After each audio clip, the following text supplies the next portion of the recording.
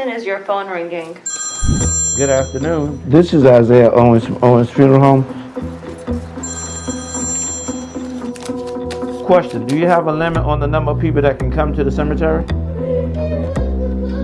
These are about 15 people that went to the crematory last week. These are what the ashes would go in, whatever one the family picks out. Okay, come on, guys. It got to the point where I had to tell families, I can't do any more services right now. I understand, but understand this. Nobody is getting a proper anything right now. And we just ran out of square feet to be able to put another body. Spin it around, huh? Spin it around. Wall to wall to wall to wall bodies. I can't keep up. I can't keep up.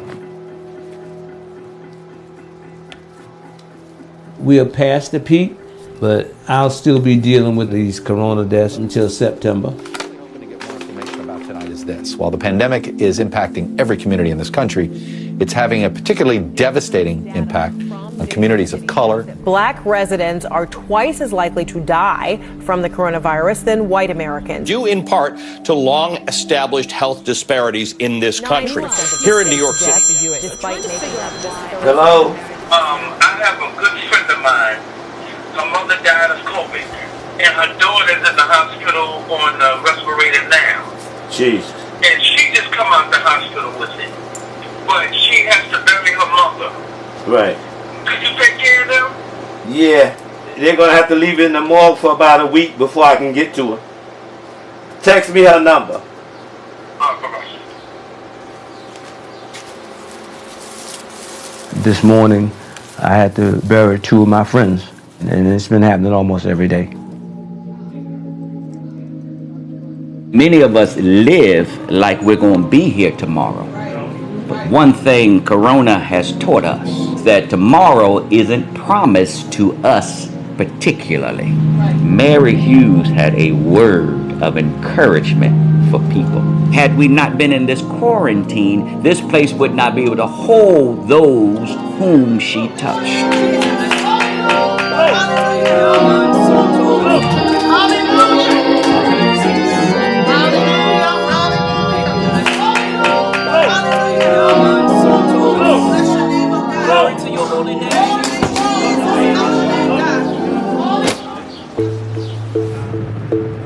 It was just one person after another one. The African American community is going to be in deep mourning for a long time. There is a lot of people that has broken hearts right now because they've lost not only one family member that they loved, but sometimes several family members that they loved all at one time. Before now, when you came to the crematory, the family went inside the chapel and did their prayers. But now, they won't even let the families come. You just have to drop off the body like we're doing now. Thank you, gentlemen. I'll be back. No problem. All right. I got like maybe 100 cases in about 5 days. It's crazy. Well, Mr. Owens, I know you just keep going, but you gotta get some rest too now. I am. I know it's hard with everything that's going on, but we've had to turn folks away. It's just been too many. We don't have the space for people. I don't know when the last time any of us been on a vacation, if we could be able to take one this year, the way things have been going. But you know what? I had me a little vacation when I was sick with the coronavirus. I took advantage of that. I turned my phone off, and all I did was slept all day and all night. But I was aware that Lily might come in the bedroom and find me in there dead, but I was all right with that too.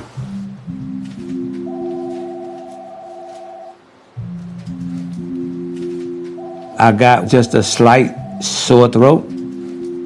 Then my temperature started going up. My test came back positive. With some of the pre-existing conditions that I had, I knew that any minute could be my last minute, but for some reason I was at peace. I wasn't worried at all. One. Wait. 1, 2, 3. I don't consider myself a frontline worker. Okay, pull him up. But I'm putting my life on the line, doing what I love doing, trying to take care of as many families and deceased people as possible. We've been trying to still give people an open casket, at least for an hour or two. There are some funeral homes that's only doing direct burials, and I decided if I had to risk my life, I was gonna risk my life and try to be able to present people with a decent looking person that they could say goodbye to in spite of this virus.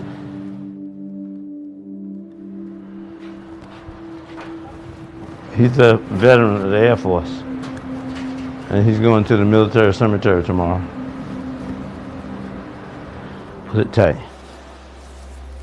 Mr. Abraham Tucker was my hearse driver.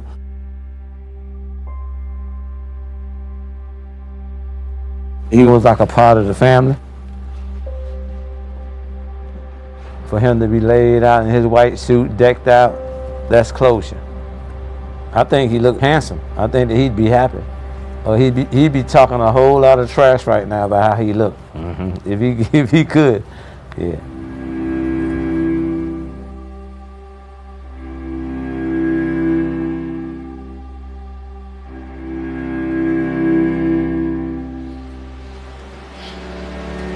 That's my granddad. Just spent the night with him maybe 2-3 months ago.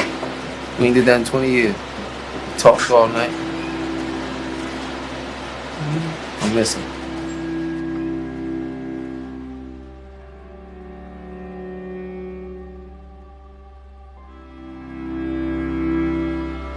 We lost 3 family members from my other side, so we make the 3rd. The coronavirus has ripped a hole in our community. 1, 2, 3, up. I've never been as busy as I've been in the last 2 months. And I hope I never be this busy again.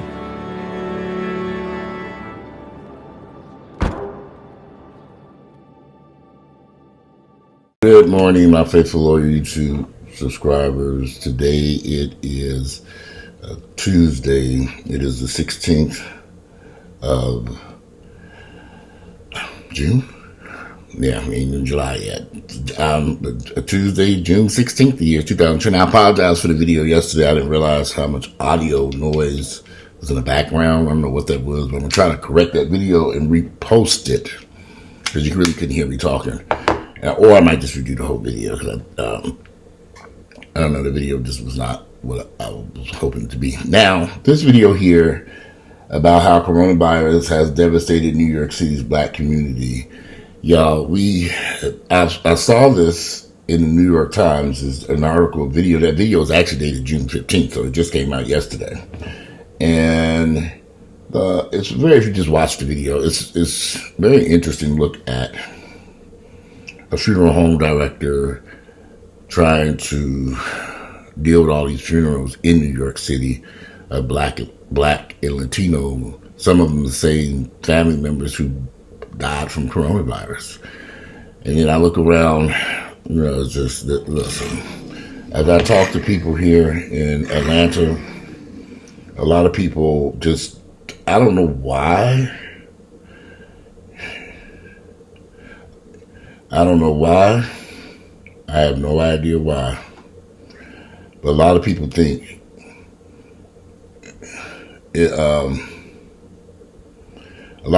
coronavirus is fake. And a lot of black people don't believe this virus is real.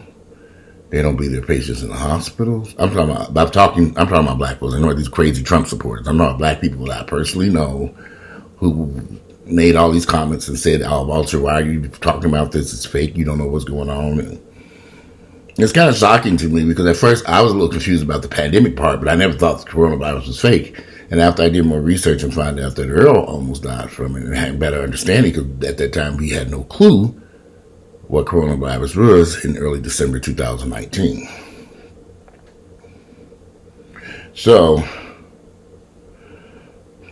I don't know. You know, I wanted to post that video. I'm posting it. I want people to see it and try to educate people. If something is harming us as Black Americans, you would think that we would be doing things to protect our family members and friends, you know, wearing masks, social distancing, doing the stuff that the scientists are asking us to do, and listening to what people are saying. Now, I don't think this funeral director, with all these thousands of funerals that he is going to have to do, but they have to leave a body in the morgue for up to a week because they just don't have the room and the time to do it. We can't ignore this, y'all. It would just be so unwise to ignore this. And then to allow yourself to fall into the trap and say that this is not real and that this is false and that these deaths are not happening. And y'all, I have heard it all. I just sit back like...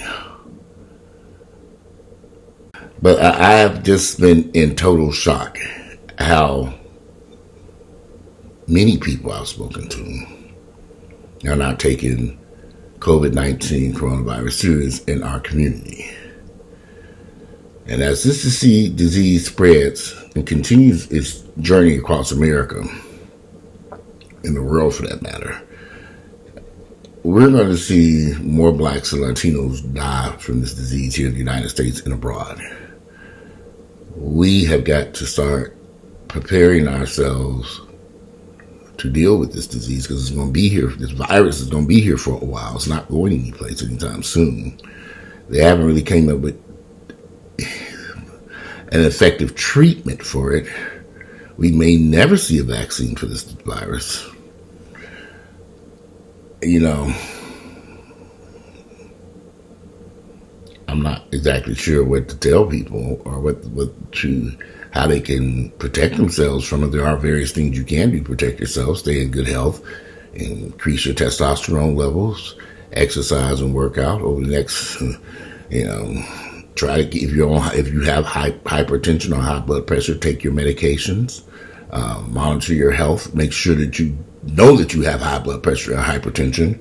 If you're diabetic, make sure that you're doing do the things that you need to do to stay in health. So that in the event that you do come in contact with the coronavirus, COVID-19, you are prepared for it.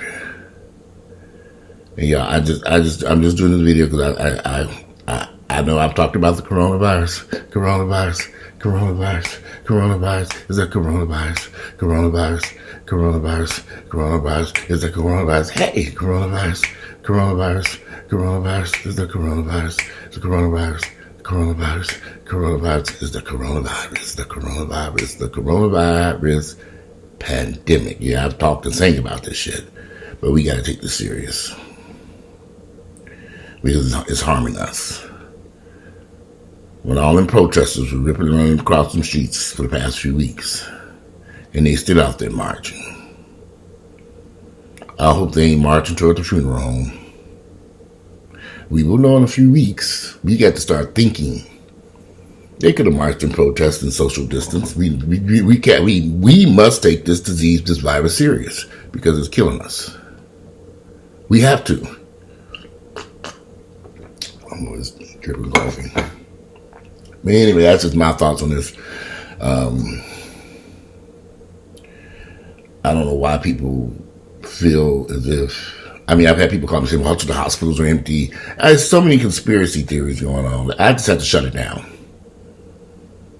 I had to shut it down because I was in that hospital with Earl, and I know what was going on up there in the hospital. Earl had to have an ICU bed in the ICU unit. And those of you who don't understand what that means, it's hard for me to explain. It's even a special type of bed that he needed to be laying in. The bed was a motion bed that moved him around and stuff. Then they had to keep moving. It was just craziness. And that room had all kinds of special equipment they didn't have in other parts of the hospital. So, if you're going to say the hospital beds are empty, what type of hospital beds are they empty? Are they regular hospital beds? Are they ICU beds? I haven't heard nothing about empty ICU beds. Nowhere. But again, enough. I'm tired of hearing these conspiracy theories and this mess. How people are making this out to be false. how we don't want to. I don't care about Donald Trump and his supporters and the white folk. I don't care. They'll deal with their coronavirus on their own. I'm concerned about us. That's why I do these videos. I'm concerned about us, people who look like me, my family members, my friends, my associates. I'm concerned about our health and well-being. And we have got to take this serious. But anyway, I just wanted to share that video with you all. And watch it. And let me know your thoughts. And do you think the coronavirus is real? I've seen some of the comments. Some of y'all have typed in there that this is not real and they're altering the numbers and there's all kinds of stuff. If anything, they're underreporting the cases of coronavirus and underreporting the deaths, especially in states like Texas and Florida and possibly Georgia. They're not telling us the truth how many people have actually died from COVID-19 because they look like me and you. Anyway, I'm enough of this.